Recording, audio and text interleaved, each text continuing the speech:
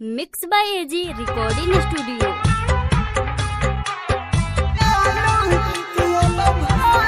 आप सुन रहे हैं एजी एंटरटेनमेंट की धमाकेदार प्रस्तुति। दिल बेचा दे मियालू के हम भाव में, दिल बेचा दे मियालू के हम भाव में।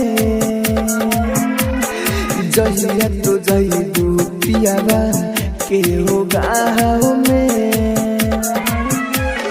ना रही तोहरा बिना हो भले जिए मघाव में। दिल बेचा दे मियालू के अब भाव में,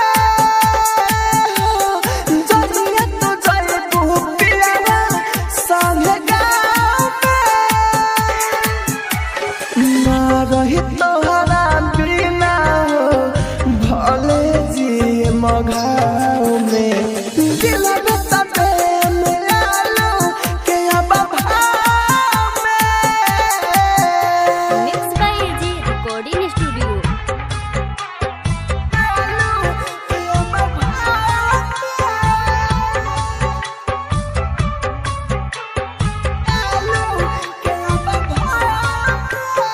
डीजे मनीष रक्सौल, मनीष रक्सौल, मनीष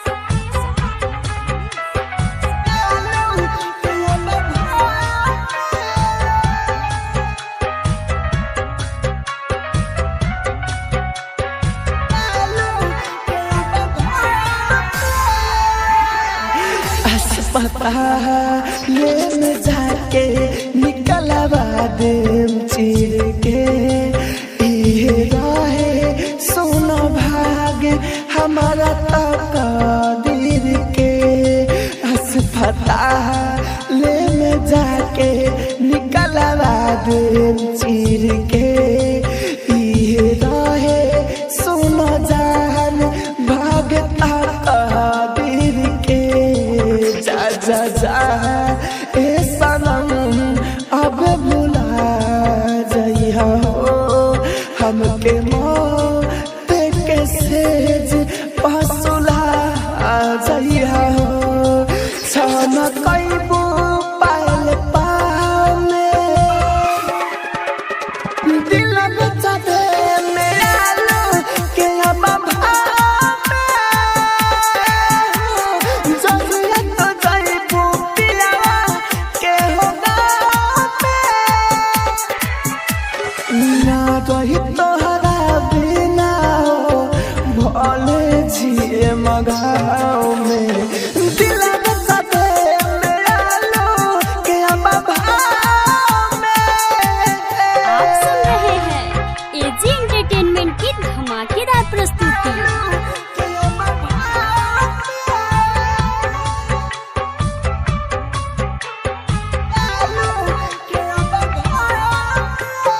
डीजे मनीष रक्सौल, मनीष रक्सौल, मनीष